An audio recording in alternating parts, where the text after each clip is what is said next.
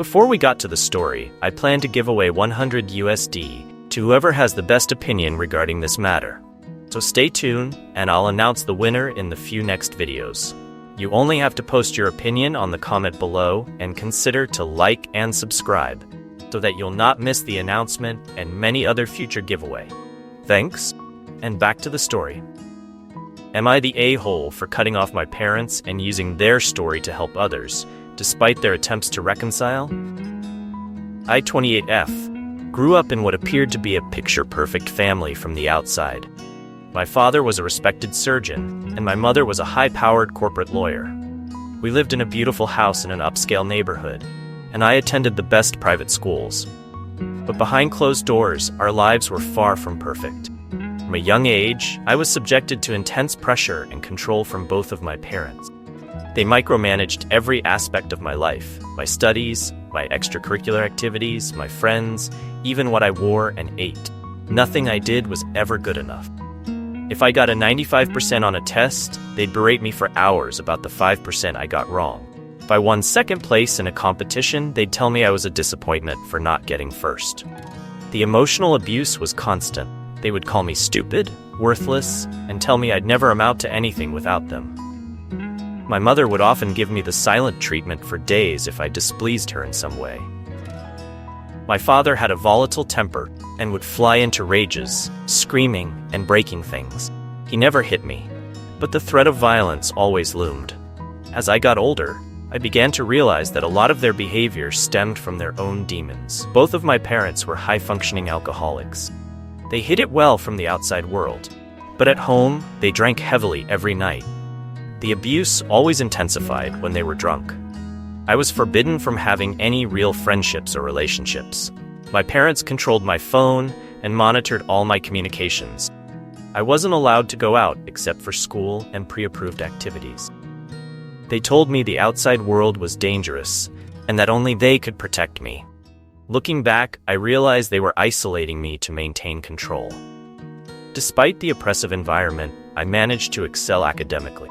I was accepted to several Ivy League colleges, but my parents insisted I attend the local university so I could continue living at home under their thumb. That's when I knew I had to escape. In secret, I applied for scholarships and financial aid. I managed to get a full ride to a university across the country. The day after I graduated high school, I packed a bag and snuck out in the middle of the night. I left a note telling my parents not to look for me. Those first few years on my own were incredibly difficult. I had no life skills and no idea how to function in the real world. I was also dealing with severe depression, anxiety, and PTSD from years of abuse. But slowly, with the help of therapy and supportive friends, I began to heal and build a life for myself. I threw myself into my studies and extracurricular activities, making up for lost time. I double majored in psychology and social work, determined to help other abuse survivors. After graduation, I worked for several nonprofits before starting my own organization, age 25. My nonprofit, Phoenix Rising, provides resources, counseling, and support for young adults escaping abusive family situations. We help them access education, housing, job training, and mental health services. In just 3 years, we've assisted over 500 abuse survivors in rebuilding their lives. I've become a vocal advocate for abuse survivors, sharing my story through speaking engagements, interviews, and a best-selling memoir. My work has been featured in major media outlets, and I've testified before Congress on issues related to domestic abuse and children's rights. My parents tried to contact me many times over the years, but I maintained firm boundaries. I wasn't ready to let them back into my life. However, about 6 months ago, I received news that shook me to my core. My father had been arrested for driving under the influence after causing a multi-car accident. Thankfully, no one was seriously injured, but it was his third DUI. He was facing significant jail time. My mother reached out, begging me to help. She said they had both hit rock bottom and wanted to change. Part of me wanted to ignore them and continue with my life, but another part felt compelled to at least hear them out. Against my better judgment, I agreed to meet them. When I saw my parents for the first time in a decade, I was shocked. They looked aged beyond their years, haggard and drawn. My once immaculately groomed mother was disheveled, My father's hands shook uncontrollably. They broke down crying, apologizing profusely for how they had treated me. They said they had been in denial about their alcoholism for years. My father's arrest was a wake-up call. They were both entering rehab and wanted to make amends. I listened to them, but I felt nothing. No anger, no sadness, no relief, just emptiness. I told them I was glad they were getting help, that I wasn't ready to have a relationship with them. I wished them well in their recovery and left. Since then, they've continued to reach out. They've sent letters detailing their progress in rehab and therapy. My mother even attended one of my speaking engagements, though I didn't know until afterward. They say they're proud of the work I'm doing and want to support me. Part of me feels guilty for not giving them another chance. They seem genuinely remorseful and committed to change. But another part of me is skeptical. Is this just another form of manipulation? And even if they have changed, do I owe them anything after what they put me through? I've built a life and career around helping abuse survivors break free from toxic family dynamics. How can I advocate for others to set boundaries and prioritize their own well-being if I don't do the same? But am I being hypocritical by not practicing the forgiveness and second chances that I encourage in others? My organization recently received a large grant to expand our services. We're opening a new shelter for young adults escaping abusive homes. As part of the fundraising campaign, I've been sharing more details about my own story in the media. My parents reached out again, this time through their lawyer. They say they support my work, but feel I'm publicly shaming them and hurting their reputations. They've asked me to stop using their story in my advocacy effort. Part of me feels guilty, but another part feels angry that they're still trying to silence me. So Reddit, AITA for continuing to cut off my parents and using their story in my work, despite their attempts to reconcile and requests to stop talking about them publicly. 6 months later. Wow. I never expected my post to blow up like it did. Thank you all for your supportive comments and insightful perspective. They really helped me gain clarity on the situation.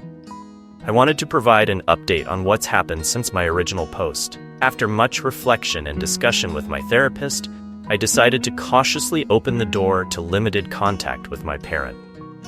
I made it clear that I wasn't ready for a close relationship, but I was willing to have occasional, structured interactions. We started with monthly phone calls, which were awkward and tense at first. But as time went on, I began to see small signs of change in them. They seemed more self-aware and respectful of my boundaries. They never pressured me for more contact than I was comfortable with. About 3 months ago, I agreed to meet them in person again. We met at a neutral location, quiet cafe, with my therapist present as a mediator. It was an emotionally charged meeting, but also surprisingly healing.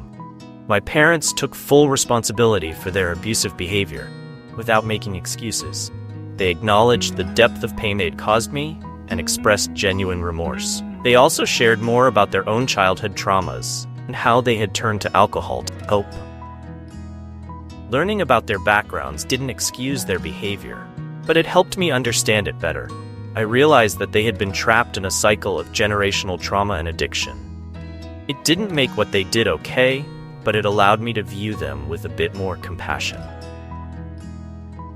They've now been sober for over a year and are actively working on their issues in therapy. My father completed an intensive outpatient program for his alcoholism and avoided jail time. He's on probation and attending regular AA meetings. My mother has been seeing a therapist specializing in childhood trauma and has joined Al-Anon. As for my work with Phoenix Rising, I had a long discussion with my parents about my public advocacy.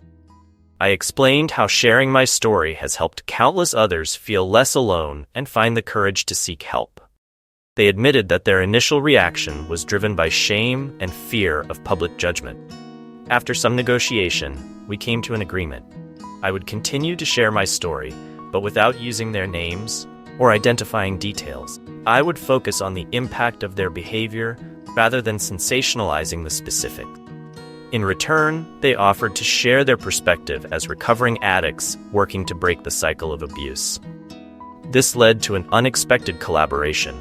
We developed a new program at Phoenix Rising focused on family reconciliation and healing. It's designed for families where the parents are committed to recovery and want to repair their relationships with their adult children. The program includes intensive therapy, addiction support, and education on healthy family dynamics. My parents volunteered to be part of a pilot group, sharing their experiences and progress. It's been challenging, but also incredibly rewarding to see them use their story to help others. Working on this project together has allowed us to rebuild our relationship in a new context. Instead of falling back into old parent-child dynamics, we're collaborating as equals with a shared mission. It's given us a way to connect that doesn't ignore our painful history, but uses it as a catalyst for positive change. Of course, it hasn't all been smooth sailing. There have been tense moments and setbacks. Old patterns sometimes resurface, and we've had to work hard to communicate in healthier ways. I've had to set firm boundaries, and there are still topics that are off limits. I've also faced some criticism from within the abuse survivor community. Some feel that by reconciling with my parents, I'm sending a message that abuse should be forgiven. I've had to repeatedly clarify that reconciliation is not the right path for everyone, and that it's okay to maintain distance from abusive family members. But overall, I'm cautiously optimistic about the future of my relationship with my parents. I'm proud of the progress they've made and the effort they're putting into becoming better people. At the same time, I'm staying vigilant and prioritizing my own well-being. This experience has taught me that healing and reconciliation are not linear processes. They require ongoing work, honest communication, and a willingness to be vulnerable. It's also shown me that people can change if they're truly committed to doing so. I don't know what the future holds for my relationship with my parents. We may continue to grow closer, or we may find that maintaining some distance is healthier. But I'm at peace with the path I've chosen. I'm no longer letting my past define me or control my future.